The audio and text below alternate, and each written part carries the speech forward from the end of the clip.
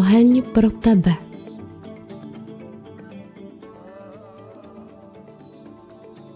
Na tento nejkratší den v roce putoval jsem do velkých plání rozdělávat oheň pro tebe. Noční vzduch je studený jako sklep, vyřezaný ze starodávných kamenů. Našel jsem však nějaké dřevo v pouštních pláních, pohřbené pod trávou a hlínou, ukryté daleko jako listy, které se staly půdou. Potom, co jsem očistil dřevo rukou, jeho hlínu spod mých nechtů a tkaniny mého oděvu, poslal jsem plamen, zapálený pouhou myšlenkou na tebe. A dřevo se stalo ohněm. Byly zde poustevnické hvězdy, shromažďující se nad hlavou, které mi dělaly společnost. Tvůj duch zde byl také mezi plameny ohně. Smáli jsme se hloubce významu nebe a jeho rozměrných cest. S obdivem k plochému zrcadlu planiny, co tak málo vysílá k nebi, jako srdce dětí, odmítajících určitý druh lásky.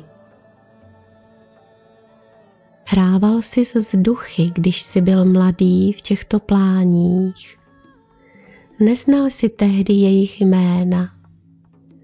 Byl jsem jedním z nich. Ačkoliv beze jména nebo těla, sledoval jsem tvůj pohled, neúprosný k věcem, které bubnují mezi dvěma zrcadly, nebem a plání. Věřím, že se zde také naučil mluvit s Bohem. Ne tolika slovy, jak teď si zvyklý, ale jsem si jist, že Bůh naslouchal tvému životu a chodil ke tvému ohni pro jeho srdečnost a smysluplnost. V pouštních pláních tě našel odděleného od všech nepřítomných věcí. Drahý duchu, já jsem držel tuto hlídku tak dlouho. Opatroval ohně, jejichž smysl jsem zapomněl.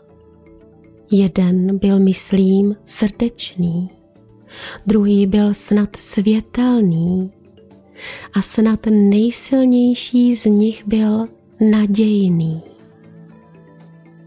Jestli někdy najdu tě u mého ohně, rozdělaného rukama, které znají tvou poslední kůži, mezi pláty nebe a pláně, budu si pamatovat jeho účel.